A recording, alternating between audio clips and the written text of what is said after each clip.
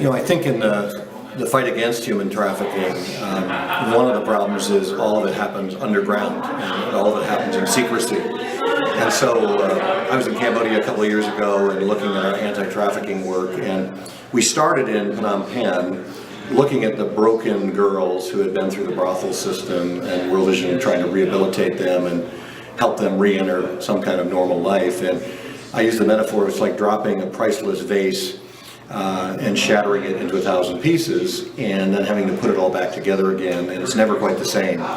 And wouldn't it be better if we didn't drop the vase at all so it didn't have to shatter? And so later in the week we went out to the rural areas where we're doing the prevention programs, and I was astonished at what we were able to do, because that's where the girls come from and go into trafficking. So it was like a neighborhood watch program. We educated teachers, community leaders, local police, parents. We formed children, teenagers in particular, into support groups to support one another and learn about trafficking and learn about vulnerability. And it was like this community, in fact, the day we were there, they did a march of probably 1,000 people, mostly young people.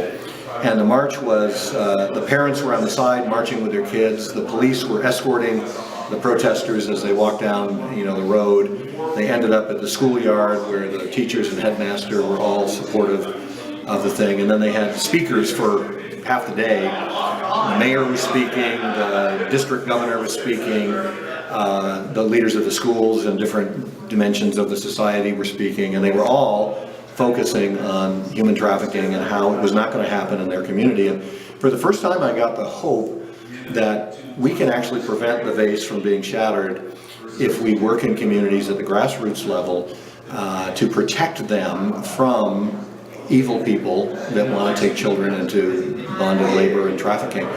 And I think we have to deal with it at its root. It doesn't do any good to try to repair the girls and boys, after the damage is done.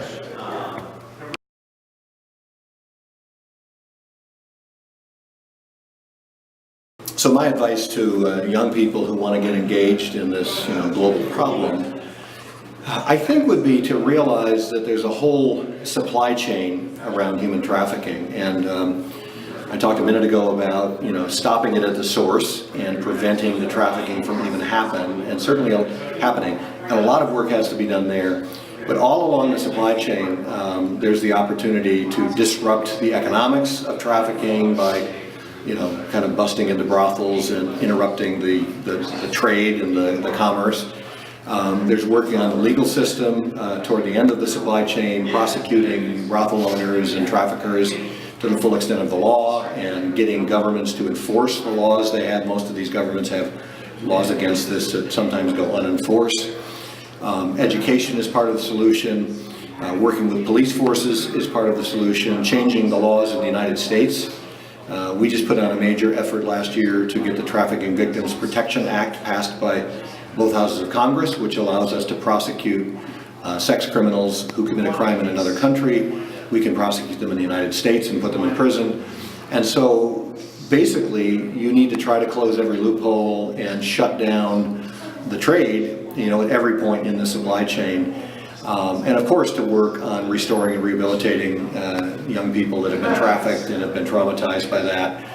That's also part of a call to be compassionate.